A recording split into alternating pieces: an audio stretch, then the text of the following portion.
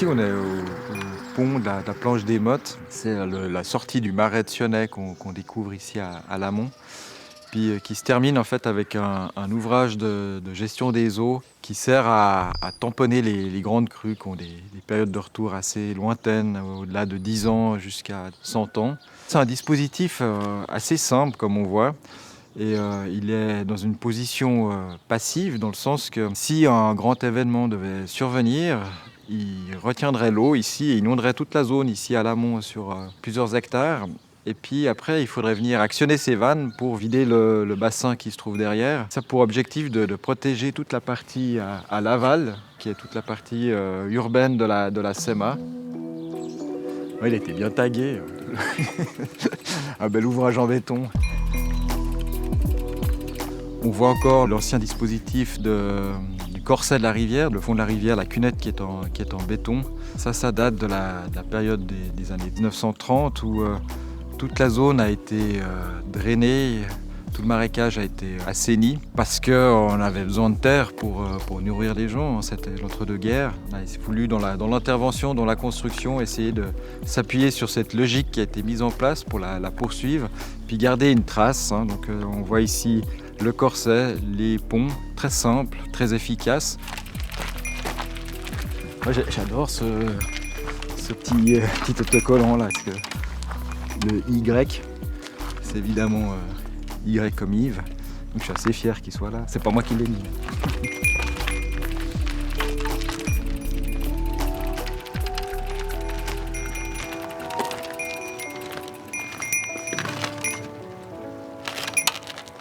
Voilà, alors ça c'est le deuxième ouvrage majeur qui a été construit, c'est l'échelle à poissons.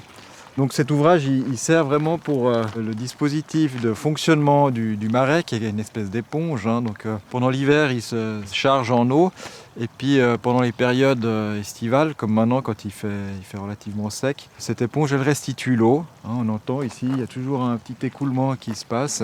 Pendant la période estivale, ou à partir du printemps, on abaisse progressivement le niveau de l'eau pour pouvoir faucher les champs aux alentours, faire l'entretien nécessaire, toujours selon ce plan de gestion.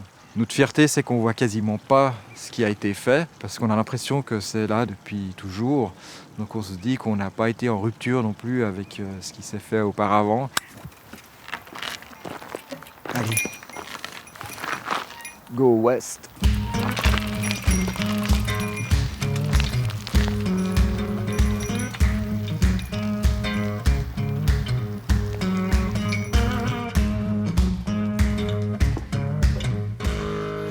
Rudolfo Pardal, bureau EDMS, prise 1.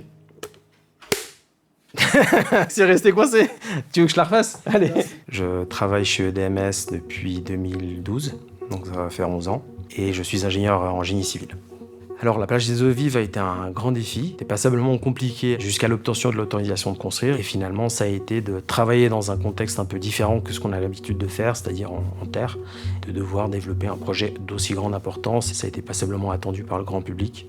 Donc je pense qu'il y a un peu tous ces défis qui ont dû être relevés au-delà de la partie technique.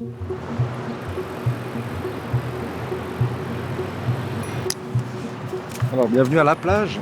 Ce qui est important ici, c'est de relever le niveau de l'ancienne organisation du quai. Dans le cadre de la construction de la plage, on a essayé de se tenir toujours au même niveau, donc on marche toujours par rapport à ce repère de niveau du quai. Et ce qui a demandé passablement d'organisation et puis de réflexion sur les systèmes statiques, de manière aussi à ce qu'on puisse garantir le passage sous les plateformes, ici pour la faune aussi ou pour l'entretien, pour respecter la logique de construction de la rade. Alors allons-y. Ce projet il a été développé à l'époque, l'ensemble du projet était tout remblayé et le WWF avait demandé à ce que l'impact sur l'environnement soit le moindre possible. Raison pour laquelle la plage des eaux vives maintenant comprend un triangle, la Roselière, qui est une zone nature qui d'ailleurs se développe passablement bien, même mieux que ce qu'on attendait. C'est finalement le compromis qui a été trouvé de remblayer le moins possible dans le lac en créant des infrastructures qui permettent d'impacter le minimum possible la faune. et la flore. Toutes les plateformes n'ont pas été faites avec des revêtements imperméables, ils ont été faits en caillebotis pour laisser passer la lumière, pour laisser passer les canards, les différents types de faune. Ça a été tout réfléchi et tout construit, comment avoir un impact minimum sur l'environnement et de comment l'améliorer. Et finalement, on constate aujourd'hui que c'est le cas. On a envie que ces plages soient le plus protégées possible, de se mettre à l'abri de la bise. Donc on a tout le port qui assure cette protection, ces épis qui permettent d'orienter un petit peu les vagues et contenir les graviers dans ces différentes anses. En même temps, on aimerait être le plus au large possible pour bénéficier du courant d'aspiration du Rhône, pour que l'eau se renouvelle régulièrement ici, puis que la qualité soit impeccable pour la baignade. Ok, je vais essayer de traverser alors. I'll be back.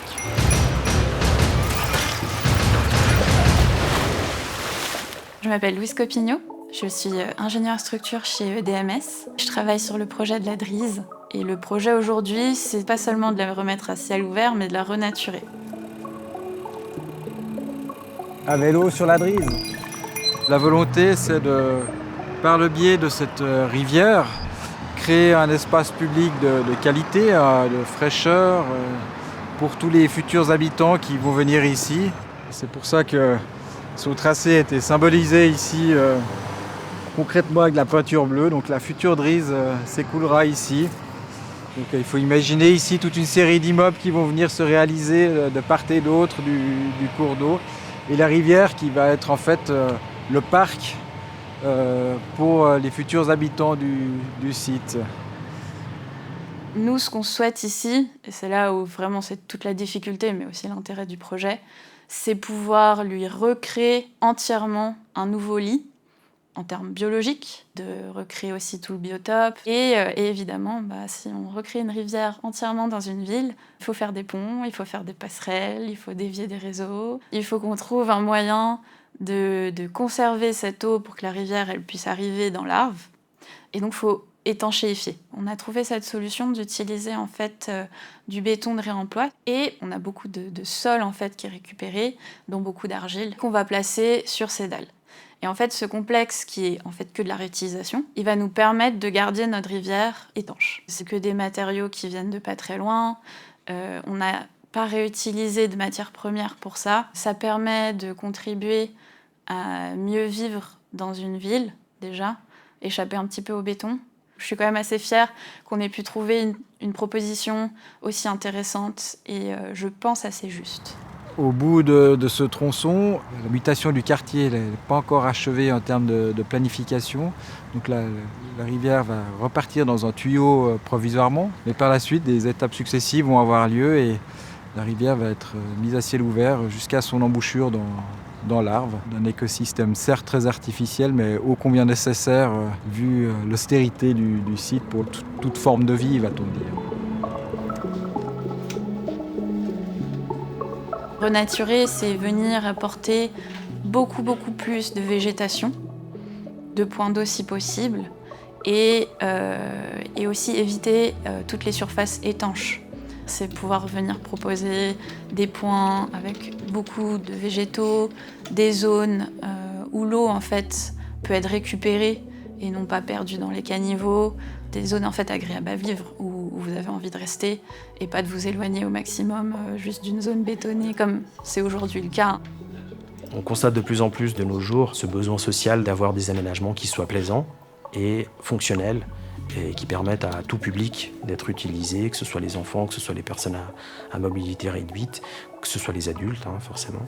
Et c'est ça, je pense, qui est plaisant dans la réalisation de ces différents ouvrages et qui ont un côté social et sociétal. Voilà ma bicyclette. Donc Schindli, une chèvre urbaine. On peut l'entendre. Alors elle a tout ce qu'il faut. 2 roues, une selle, un frein avant et un frein arrière.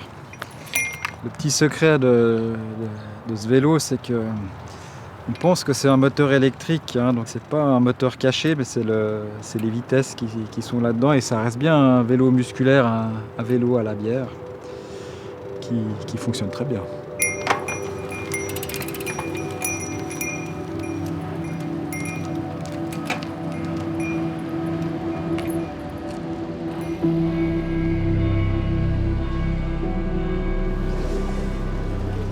Bienvenue à la place du Mollard. C'est un des premiers aménagements qu'on a réalisé avec le bureau. C'est un aménagement très simple. Il y a un dispositif de pavé avec des joints drainants, ce qui permet à l'eau de s'infiltrer dans le sol. Puis en fait, dessous, il y a un deuxième dispositif qui permet de ramener cette eau en direction des collecteurs et puis d'être évacuée. Ancien port de Genève aussi, et puis pour rappeler un petit peu son histoire, un dispositif très simple de pavé lumineux qui a été mis en place qui rappelle un petit peu le sentiment du soleil sur l'eau. Donc plus on regarde vers le large, de plus ce sentiment devient intense. C'est un endroit aussi où on se rencontre, on se croise. Ça devait rester dans cette simplicité toute genevoise, n'est-ce pas? Aussi, ce qui a été fait, c'est qu'il n'y avait qu'un des deux arbres qui était présent. Donc on a planté plusieurs platanes, qui ont maintenant 20 ans et puis qui se portent bien.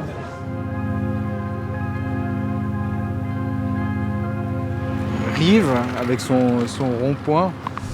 Donc un aménagement qui va devoir répondre aux enjeux de changement climatique, d'îlots urbains. C'est à l'heure actuelle essentiellement dédié à la voiture, où c'est une zone de transit. L'aménagement, il va proposer dans un premier temps de redonner de la place et d'espace vital aux plantations existantes. Donc on voit ici, il y a quelques platanes qui ont quelques années. On va essayer d'enlever ici tous les enrobés. On va récupérer les bordures qui sont magnifiques, là, des bordures en granit. On va essayer de récupérer même les enrobés pour pouvoir les réutiliser. Puis on va surtout désimperméabiliser le sol et puis proposer ici une restauration de la terre de manière à ce qu'il ait de quoi se nourrir et puis de quoi boire. Donc les places aussi de parking, elles vont être supprimées parce que c'est une pression sur les racines qui est assez conséquente. Ça, c'est des aménagements qui sont prévus pour l'année prochaine.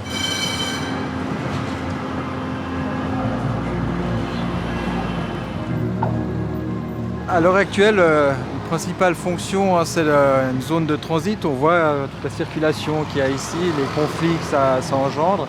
On va pouvoir profiter de cet espace qui est intéressant, qui est bien délimité par les bâtiments, pouvoir profiter de la vue sur le jet d'eau là, qui est en plein axe, et de rendre cet espace accueillant. Donc le but, c'est surtout de dégager la zone pour pouvoir en profiter et avoir différents usages.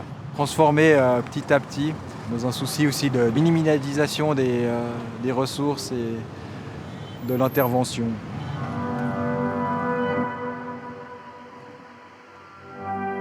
La solution, c'est comme toujours déjà d'avoir une approche raisonnée. On pense vraiment au bureau que chaque matériau a une fonction et puis il faut mettre le bon matériau au bon endroit. Et en fait, si on arrive à concevoir en prenant en compte que ça va être modifié, donc le faire simplement, intelligemment, pour pouvoir changer des choses, un peu comme des Legos d'une certaine manière, pour moi, c'est vraiment la meilleure manière de percevoir l'espace public, mais aussi les structures en elles-mêmes, afin de pouvoir vraiment adapter au mieux dans le futur. Parce qu'il faudra faire des adaptations, c'est sûr. Si en voyant quelque chose qui a déjà été fait, on a l'impression que ça aurait pas pu être fait différemment, c'est qu'on l'a bien fait.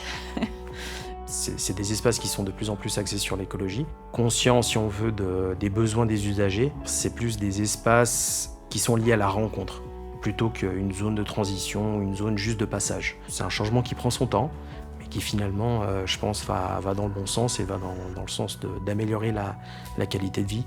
Finalement, c'est ça l'objectif d'un aménagement extérieur.